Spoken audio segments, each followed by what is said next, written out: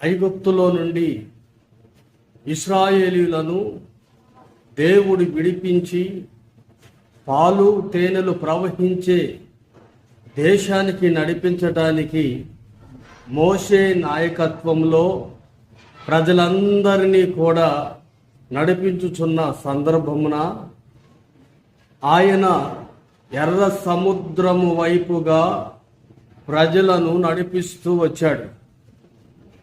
ఎందుకు ఎర్ర సముద్రము వైపుగా ఇశ్రాయేలీలను దేవుడు నడిపించాడు అని ఆలోచన చేస్తే, ఒకవేళ ఈ ప్రజలు యుద్ధము జరుగుతూ ఉండగా యుద్ధాన్ని చూసి వారు భయపడి ఒకవేళ వెనకకు తిరుగుతురేమో అని ఆయన పాలు తేనెలు ప్రవహించే దేశము సమీపంగా ఉన్నప్పటికీ ఎర్ర సముద్రము వైపుగా వారిని నడిపిస్తూ వచ్చాడు.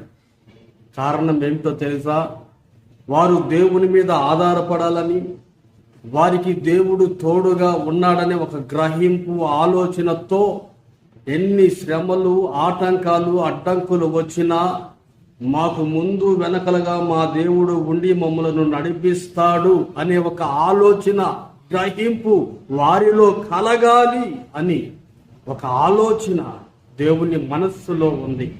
అందుకనే ఎదురుగా ఎర్ర సముద్రం ఉంది, వెనకాల వెళ్ళిపోండి అని చెప్పిన ఫరో తన సైన్యముతో ఇశ్రాయేలీలను వెంబడిస్తూ వచ్చాడు.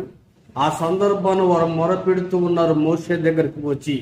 మోషే దేవుని సన్నిధిలో ప్రార్థన చేస్తున్నప్పుడు మోషేతో దేవుడు అంటాడు, ఇదిగో నీవేళ నాకు మొరపెట్టుచున్నావు, సాగిపోండి అని దేవుడు మోషేతో అన్నప్పుడు మోషే తన కర్రను సముద్రము వైపుగా చాపగా సముద్రము 2 పాయలుగా చీలిపోయింది.